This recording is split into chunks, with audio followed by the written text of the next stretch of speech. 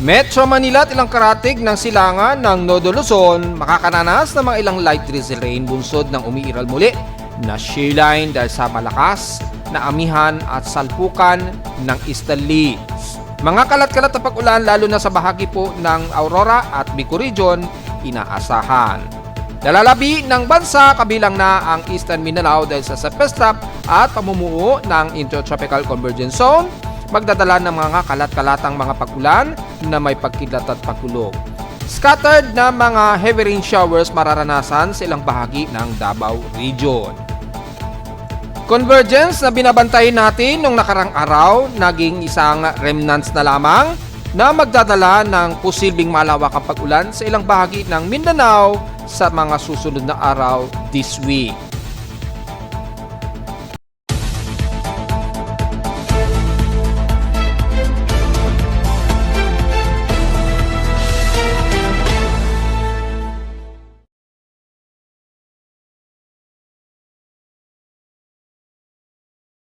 Hello, good morning mga folks! Welcome po muli sa ating daily weather bulletin at analysis para sa araw ng Lunes, December 15, 2025. Ang oras sa ating boss may maga ay alas 11:53 na ng magtatanghaling tapat.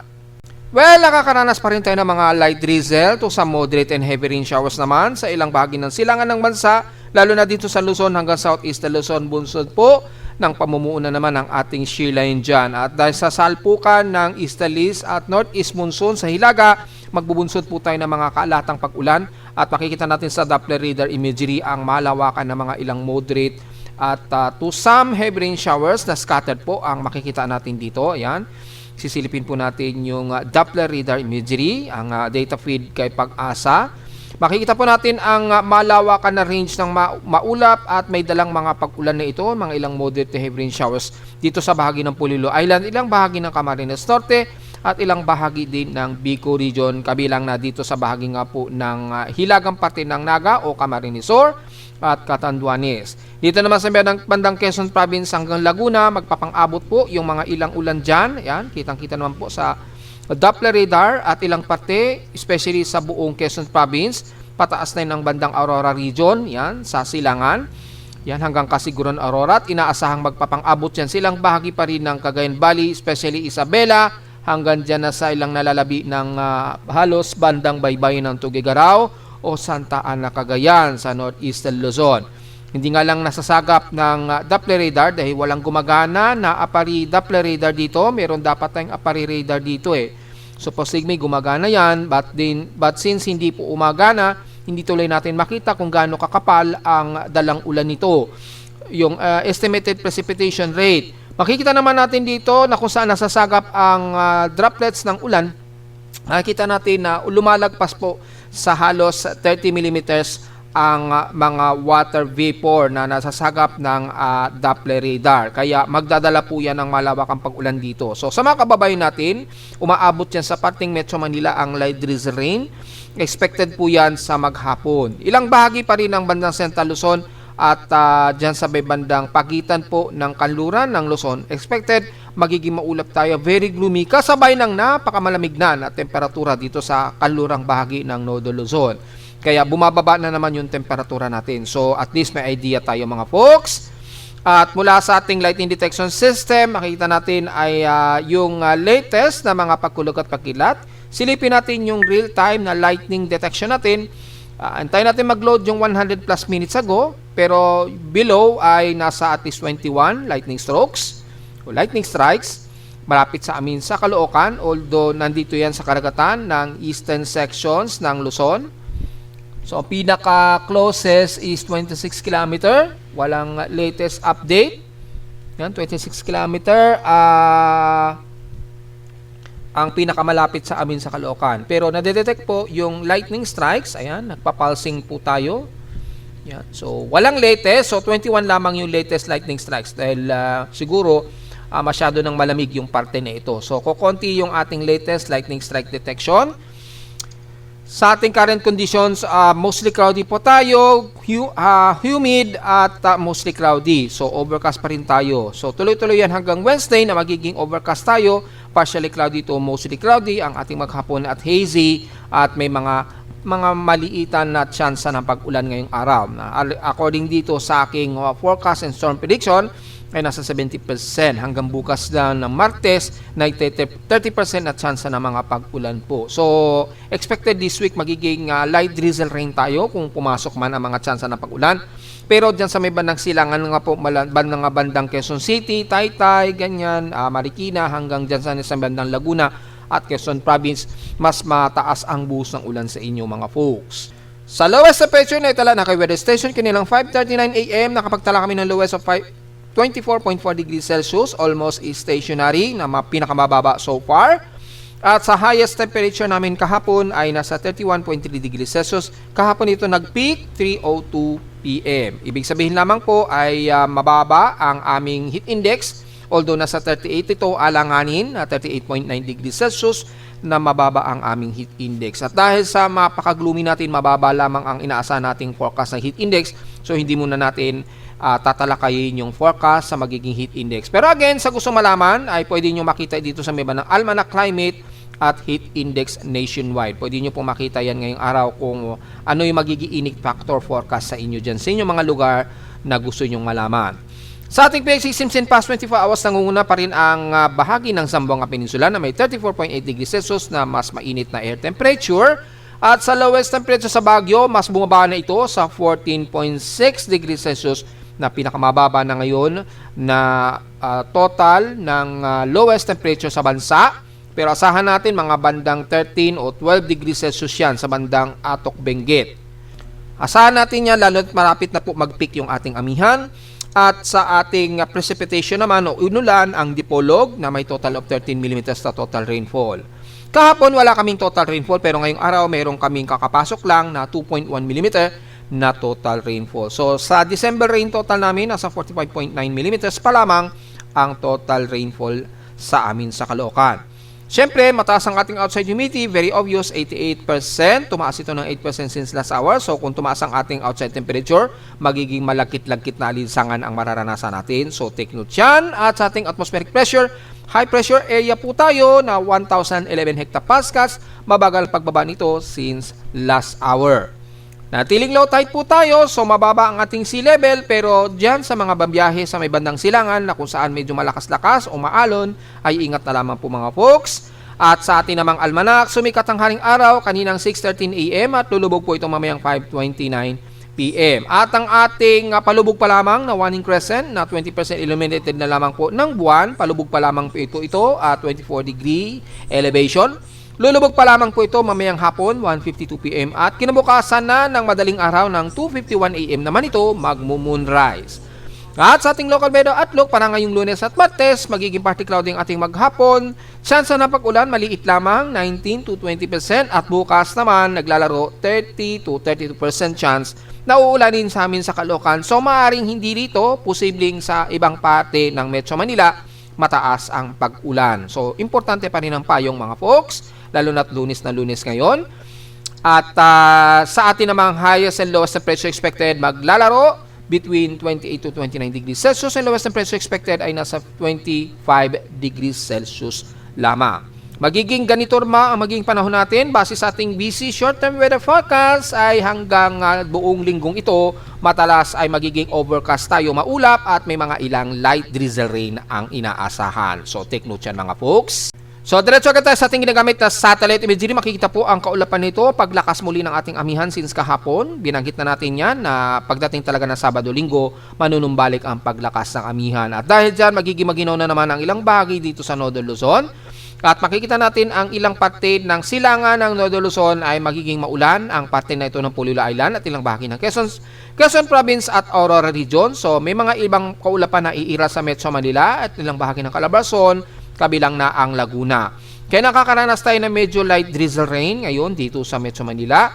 Hindi naman malakas ang magiging maghapon nito dahil lamang yan sa singaw, dahil sa salubungan ng easterlies at yung ating malamig na hangin dito o malamig na simoy ng hangin sa ilagang parte ng Luzon, dulot po ng amihan. So magkakaroon lamang ng pagsingaw o yung precipitate, bubuhos yan sa ilang bahagi dito sa may bandang Quezon Province at ilang parte ng Bicol Region. Sa kanluran, magiging overcast and gloomy lamang tayo, katamtaman, pero magiging mas maulap. at maliit ang tsansa na pag-ulan kabilang na ang Ilocos Norte sa Kanluran, pababa ng La Union, Pangasinan at Central Luzon. Maliit na lamang ang tsansa ng pag-ulan pero magiging maulap ang ating maghapon kabilang na ang buong Angeles, Pampanga at Zambales, kabilang na dyan sa parte nga po ng Nueva Vizcaya o Nueva Ecija man yan o parte ng Pampanga. Mula naman sa Bulacan hanggang Metro Manila nga po at Calabarzon, the rest ay magiging maulap tayo. So nakakaranas tayo ng mga ilang light drizzle rain and the rest ng Southeast Luzon kabilang na ang Bicol region. Bagamat mas moderate ang nararamdaman ng mga taga-Iriga, Naga at hanggang Legazpi at Sorsogon, isolated lang din ng mga pag-ulan ang tsansa na uulanin kabilang na dito sa Hilaga nga po, kabilang na ang Catanduanes Island at Sirumaga, Choterena, Karamuan hanggang dyan sa parte ng Goa ng Camarines Sur. At least may idea na po tayo na magdala ng payong and the rest ng South Luzon, magiging maulap din ang parte ng Mindoro, Marinduque, Masbate, kabilang ng Burias Island at Romblon ay despite na at least medyo katamtaman maulap na panahon, isolated lang din ang pag-ulan ang naka-forecast sa inyo at least 30 to 44%. Ang Palawan, magiging mas maulan tayo sa dulong-dulong bahagi ng Bataras at Balabac. Kabilang na ang dulong ng Balabac po ay nakakaranas ng clusterized heavy rain showers. Ingat na lamang just in case magkaroon ng posibleng pagbaha o biglang rush ng buhos ng ulan. Ang Puerto Princesa, pababa ng Batarasa, magiging maulap tayo. At least nagiging moderate pero magiging maulap nga lang ang halos maghapon natin dahil sa singaw na ito ng surface trap sa katimugang parte ng bansa na nagpapang-abot dito. Isolated lang din ng pag-ulan hanggang dyan sa buong El Nido at Coron, Palawan ang inaasahan na maliit lang 33 to 44%.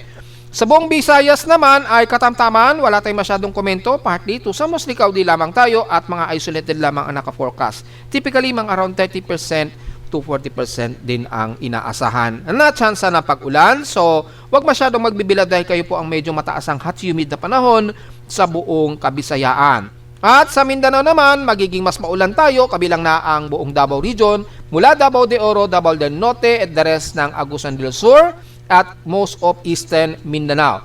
Kabilang na ang Surigao del Sur, Bislig, pababa na yan ng hanggang Davao Oriental, dyan sa bahagi ng Mati at Governor Generoso. Ingat sa flash floods in case na magkaroon ng biglaang downpour ng malakas na ulan dahil mataas pong heavy rain potential sa inyo sa Compostela Valley o buong sakop ng Davao de Oro tumatawid dyan hanggang rest ng Agusan del Sur.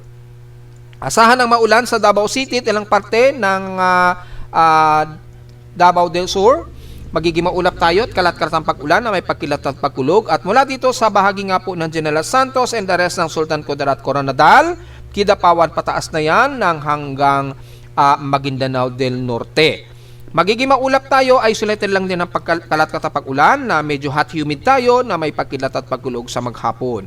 Ganon din ang iaasahan sa ilang bahagi ng Northern Mindanao, kabilang na ang Cagayan de Oro, Camiguin hanggang Misamis Oriental. At least dito mga nagiging katamtaman ang panahon natin dyan. Pero maya-maya magiging parte tumusilkaw di po tayo at may mga tsansa ng pag-ulan sa hapon. Ganon din ang iira sa buong Zamboanga Peninsula. Magiging maulap tayo sa dulon-dulon ng Zamboanga City, Basilan at Hulo-Sulo. Isolated lang din ng mga mahina at katamtamang pag-ulan.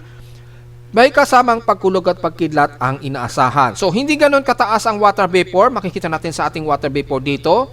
Ang medyo mataas ang concentration sa may bandang Davao region nga po. Kabilang na ang Davao City at Davao de Oro.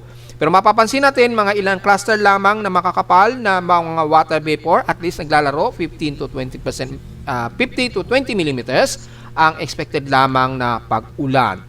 Hindi masyado sa parting Luzon pero mga light drizzle rains dahil makikita natin nagre-reaccumulate madalas yung shale line dito sa pagitan na yan ng Northeastern Luzon. So yun lamang at hindi ganun katitindi ang magiging buhos ng ulan maliban na lamang sa parte ng Mindanao kung saan mataas ang concentration ng surface trap at mga pag-ulan. Ingat na lamang sa flash floods. So kung magbabase tayo sa wind gas at mean sea level pressure, makikita po natin ang parte na ito ng Northeastern Luzon. Mataas po ang atmospheric pressure natin. According dito sa GFS model ng data mula kay Pag-asa, makikita natin ang wind gas dito mataas po sa parte ng Nodo Luzon. Makikita natin ang ilang moderate rain showers at least.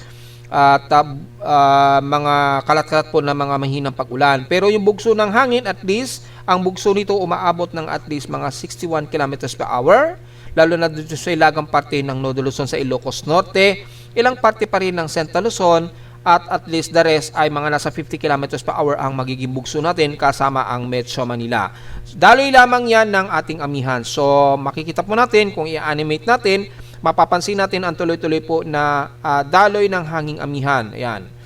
Kasama na ang bugso ng hangin at mataas po yung concentration. Madalas naglalaro 28 to 38 to halos 50 kilometers per hour ang magiging bugso ng hangin natin dito sa Luzon hanggang southwestern Luzon. Yan, makita na, kabilang na ang Metro Manila at ilang parte ng Central Luzon po.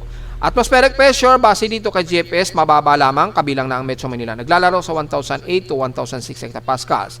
Pero dito sa ibang data ni Japan Meteorological Agency, mataas, pumapalo pa rin ng hanggang 1,011 hectopascals. Which is, yan ay nababasa natin sa ating barometer mismo sa Caloocan. So, naglalaro po yung atmospheric pressure, biglang tataas sa mga susunod na araw, and then mababa. Normally yan, depende sa galaw ng ating amihan. So, malinaw naman po yan, yung magiging accumulated 24-hour rainfall sa NCR, kabilang na ang buong bansa. Makita natin mataas po ang concentration sa 24-hour precipitation rate ang buong silangan ng Mindanao, usually ang Davao region, ayan. Hanggang ano na yan hanggang this whole week po yan, every 24 hours po. Yan, makikita po natin ang paglapit ng surface trap. So mukhang hindi matutuloy yung binabantay natin na convergence na ito ay magiging aktibong low pressure area. Magiging surface trap lamang siya din, lalapit dito sa bandang Mindanao na kung saan mas makakaranas kayo ng mas malawakang pag-ulan. Hindi masyado pa rin sa bandang Nodo Luzon. Sa Metro Manila, mapapansin natin mga ilang pag-ulan lamang, mahihina, light drizzle rain lamang, to some moderate ang iiral. Ayan, sa loob ng 96 to 144-hour period na po yan. So, this whole week ang pinapakita dito, malinaw na hindi naman kikitaan na yung convergence na binabantay natin ay matutuloy na magiging isang aktibong low pressure area. Kung titingnan natin ng 6 hour SWOT o accumulated rainfall, based on 6 hour ay makikita natin yung SWOT ay magko-concentrate dito sa bandang southeastern at eastern Mindanao this week. Makita natin yung concentration ng buhos ng ulan, mas apektado po ang most of eastern section sa Mindanao at Davao region. Kaya kayo sa may bandang Mindanao ay mas mag-iingat po tayo at mag-ready po tayo dahil kayo po ang may mas concentrated ng magiging pag-ulan this coming week. Hanggang this coming weekend na po yan. Makikita nyo po dito hanggang Sunday po yung SWOT ng concentration ng ulan at sa Luzon naman most of eastern sections ng Nodo Luzon, dulot naman ng shear line at salubungan po ng Estelis at ating amihan. Papapansin ang Metro Manila hindi gaano, typically light drizzle rain lamang ang pinapakita rito. Mga between 1 mm lamang o between 1 to 5 mm estimated ang apektado sa Metro Manila o NCR. Mostly eastern section sa bansa, ang mas concentrated na mga SWOT ng malawakang pag-ulan po, lalo na sa may bandang Mindanao this week. At least meron na tayong idea kung anong lugar sa inyo ang mas uulanin. Hindi masyado sa kanluran, pansin nyo po, yung climate 4 ng bansa ay mas mataas ang accumulated o above average rainfall.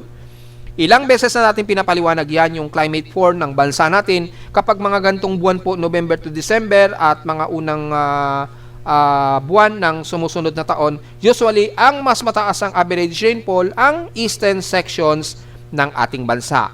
Sa kanluran, kung mapapansin nyo, mas below o mas mababa ang average rainfall natin kapag tag-amihan season. So malinaw na malinaw, maging dito sa mga forecast mismo sa official data feed ni Pag-asa. Malinaw ang eastern sections ang tumataas ang average rainfall. Dito sa kanluran, tuwing taghabagat naman sa atin, tumataas ang average rainfall natin tuwing habagat season. At tuwing amihan season naman, ang tumataas ang average rainfall sa halos silangang bahagi ng ating bansa. Klarong-klaro naman po dito at kitang-kita naman natin yung hitsura ng mga folks ng nagiging accumulated rainfall kapag ganitong mga buwan. Ayan, alinaw naman yan mga folks. At yung concentration na magiging surface trap, yung surface trap dito na binamantay natin mula dito sa may bandang Caroline, ngayon sa may bandang south of Guam na. So mga this weekend po ay lalapit na ito dito sa may bandang eastern Mindanao at southern Mindanao. Magiging mas maulan po ang bahagi na inyo ng eastern at southern Mindanao nitong linggong darating. So o this week po, magiging mas maulan po kayo. Kaya mag-ready-ready po mga folks. Samantala sa ulat lindol, well, wala naman tayong masyado na nakikitaan. Yan, medyo kalmado naman ang ating seismometer sa Caloocan so far. Pero may mga maliliit-liitan na mga ilang pagyayinig. At least siguro mga magnitude 3, ganyan, or magnitude 3.5 na estimated ang medyo na-detect sa atin sa Caloocan. Hindi naman masyado ramdam. Pero kung titingnan natin sa data feed ni PBOX, merong magnitude 4. Ngayon, kakapasok lamang as of 11:36 a.m. diyan sa northwest ng Santa Monica, Surigao del Norte. Magnitude 4.2 po ito. Naganap ito eksakto 11:36 a.m. ayon sa data feed ni PBOX. May lalim na epicentral depth of 24 km. So, ibig sabihin, patuloy pa rin na magalaw ang mga pagyiyinig malapit sa bandang Dinagat Islands. So, mapapansin po natin dito, kung bibilangin natin yung selection, kabilang na ang Bogo Cebu, ay nasa 45 po ang count. Yan, malinaw naman po yan. And then, sa may bandang Surigao region del Norte, lalo na, ay around 31 po yung total na earthquakes.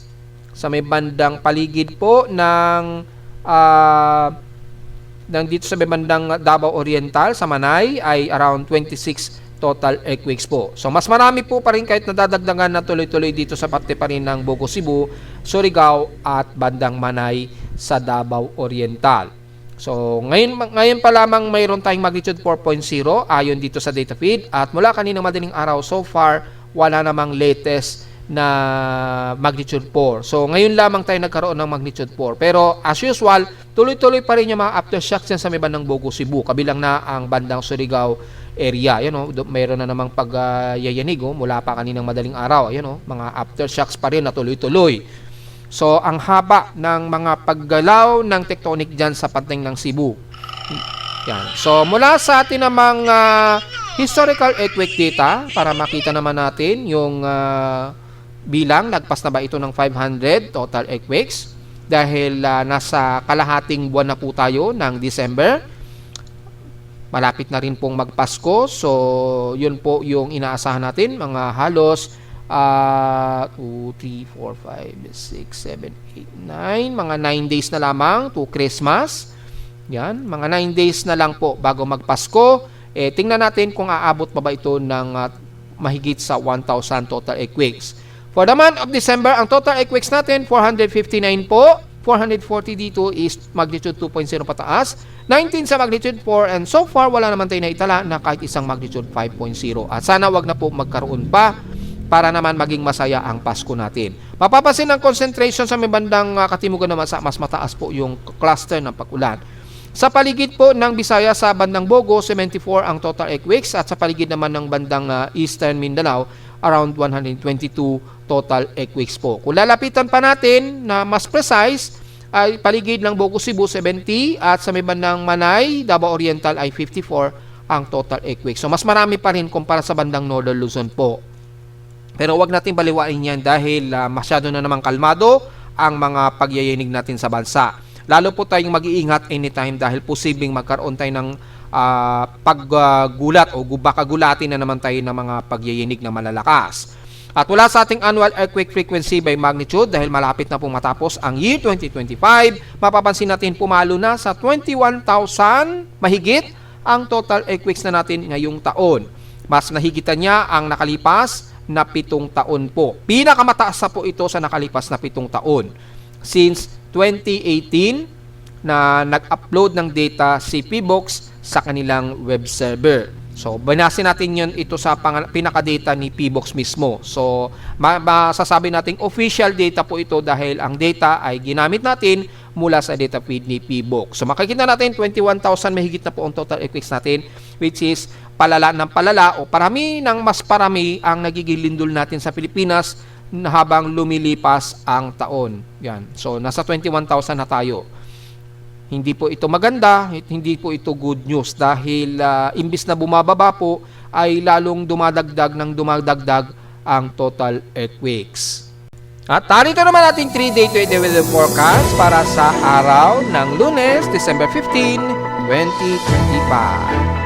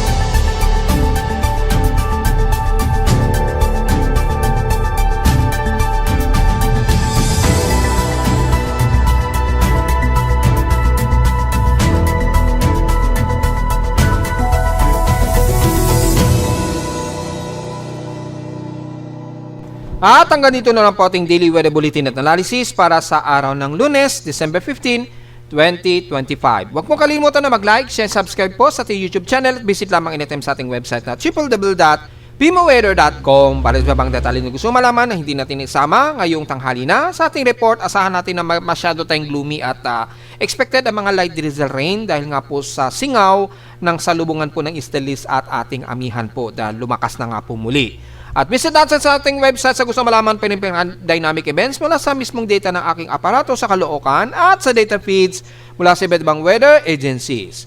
Maraming salamat po mga folks at magandang araw po sa ating lahat.